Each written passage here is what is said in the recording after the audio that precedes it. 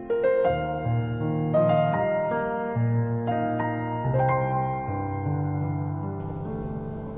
il y a un partage, il y a les échanges qui se font à tous les niveaux et qui sont vraiment extrêmement enrichissants, extrêmement forts en termes de réflexion, en termes de transformation. C'est un congrès qui nous transforme et c'est vraiment exceptionnel. J'ai la conviction qu'il est intelligent de se poser la question que le produit, c'est pas un produit parfait, c'est une multitude de produits parfaits, c'est-à-dire ce sont des produits qui vont tendre vers un certain nombre de valeurs essentielles.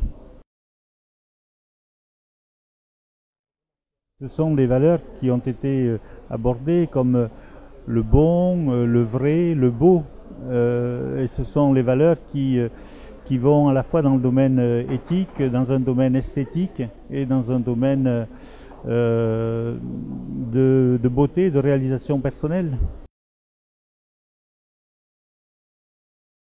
Oui, ce sont justement ces transformations du contexte, ces transformations de l'environnement, de la structure, sont ces structures invisibles dont parle Jean-François Nouvel, qui sont déterminantes en changement de comportement. Quand on modifie les structures, on donne une ouverture à des consciences différentes.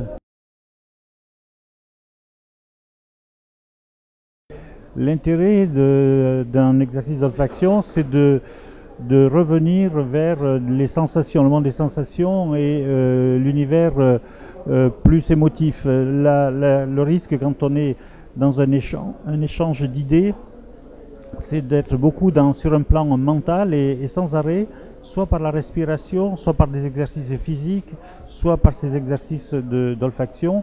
On peut revenir à son corps, revenir à une forme d'intériorité, et c'est quelque chose de fondamental pour que l'on réfléchisse de façon globale et pas uniquement avec son mental.